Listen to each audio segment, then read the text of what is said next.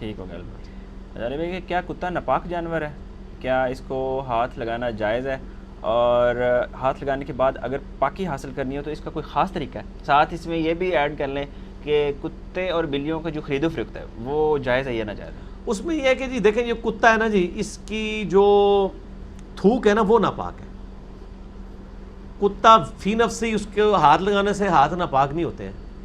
ہاں وہ کسی برتن میں منہ مار دے تو بخاری میں آتا ہے 7 دفعہ اس کو دھویا جائے، وہ جراثیم کی وجہ سے یہ سارا چیز ہے. باقی فی نفسی اگر اس سے کپڑوں سے چھو جائے کتا تو ناپاک نہیں ہوتا. باقی گھر میں آپ گھر کی باؤنڈری کے باہر حفاظت کے لیے رکھ سکتے ہیں. وہ تو آج کل ماڈرن کتے آ گئے ہیں، سی سی ٹی وی کیمرے. آپ کا کتا تو ایک گولی میں مارا جائے گا، سی سی ٹی وی کیمرہ تو ایک ایک چیز نوٹ کر کے رکھے گا. آپ وہ والے کتے پالیں نا، سی سی ٹی وی کیمرہ لگوائیں. تو باقی یہ کتے اجازت نہیں ہے. بخاری مسلم میں حدیث ہے کہ رحمت کے فرشتے نہیں آتے. شکار کے لیے رکھا ہو یا حفاظت کے لیے، وہ بھی گھر کی باؤنڈری کے باہر، تو وہ جائز ہے، رکھ سکتے ہیں. اسلام کو کوئی کتے سے چڑ نہیں ہے کہ اس کو مطلب اللہ تعالیٰ کہتا ہے کہ مار ہی دیا جائے کتوں کو، ایسا نہیں ہے.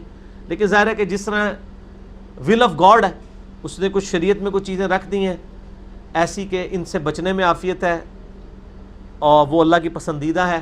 جو ناپسندیدہ چیزیں وہ بھی اللہ کی بنائی ہوئی ہیں. آزمائش اسی وقت ہوگی جب پسندیدہ اور ناپسندیدہ چیزیں دونوں ہوں. خنزیر بھی اللہ کی مخلوق ہے، ایسا نہیں ہے کہ اللہ تعالیٰ کو نفرت ہے خنزیر کے ساتھ، اللہ نے پیدا کیا ہے.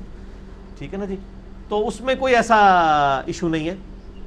کتا اگر یعنی جسم کو ویسے چھو جائے تو کوئی ناپاک نہیں. ہاں اگر گیلا کتا ہو اور گیلا بھی وہ کہیں پیشاب کی وجہ سے گندگی وجہ سے گیلا ہوا ہو پھر، ادروائز کوئی اس کا گیلا ہونا بھی کوئی مضر نہیں ہے. بلی جو ہے نا جی،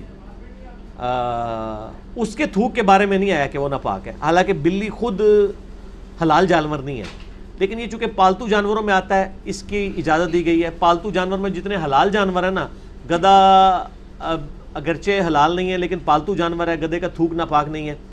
گھوڑا تو ویسے ہی پاک ہے. بکری، گائے، بھینس، جتنے پاکیزہ جن کا ہم گوشت کھاتے ہیں ان کے تھوک بھی پاک ہے. اور پالتو جانور جن کا گوشت نہیں بھی کھاتے، گوشت حرام ہے، وہ پیورلی پالتو جانور ہیں، ان کی تھوک کو حرام نہیں قرار دیا گیا. ٹھیک ہو گیا جی.